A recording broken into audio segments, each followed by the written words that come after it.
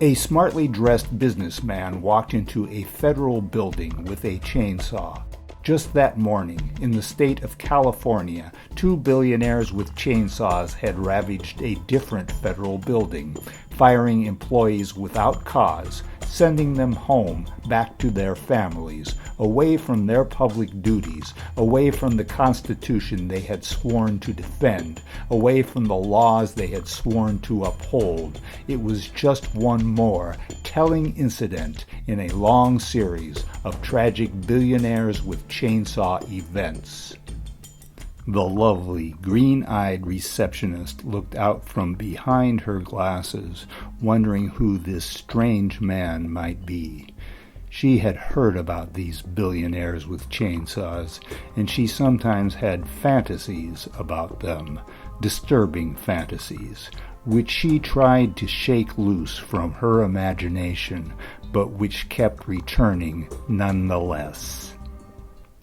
The beautiful young student intern stopped in her tracks. She started pointing and laughing hysterically, then froze in terror. She was a poet at heart, a lover of flowers and of sunsets. She hated the noise of chainsaws, their brutal destructiveness, their wanton disrespect for human craftsmanship, their sharp and bloody indifference to the bond of tree with limb, flesh with bone. She was a lotus flower, a cool breeze on a sunny day in a green, shady garden. But she lived in a brutal world, a world of duplicity and of dirty money, of decaying civilization, of endless war, biological weapons, death on the battlefield, and of billionaires with chainsaws. The service functionary looked up. She was pleasantly surprised. She liked tall men, privileged rich men who lusted after more money to show that they had money. She liked men who dressed in business suits and who carried chainsaws, large chainsaws, the bigger the better. She dreamed of turning these powerful men into unwilling servants to her sexual appetites and to her carnal needs. The mid-level bureaucrat started eating his tie. He was no fighter.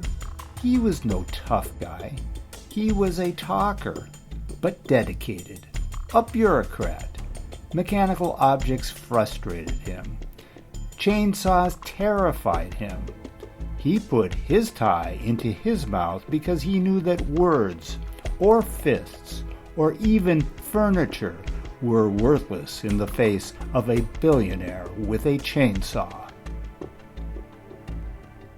The legal compliance officer shut his office door, locked himself inside, and began practicing kickboxing. Now was his time, his shining moment, his time to show his coworkers that legal compliance was a fight. He wished that he had not removed his pistol from his desk and taken it back home. The chief administrator's son looked through his office window at the intruder. His self-image was that of a musician, cool and melodic, in a world out of tune. Yet the bloody, meat-rendering, carnivorous truth of his seeing right here before his eyes a billionaire with a chainsaw made him want to scream. He reached for his own chainsaw. The strange businessman, with his chainsaw in hand, approached the receptionist. He asked with a sweet voice, "Would anybody here like to buy a chainsaw?"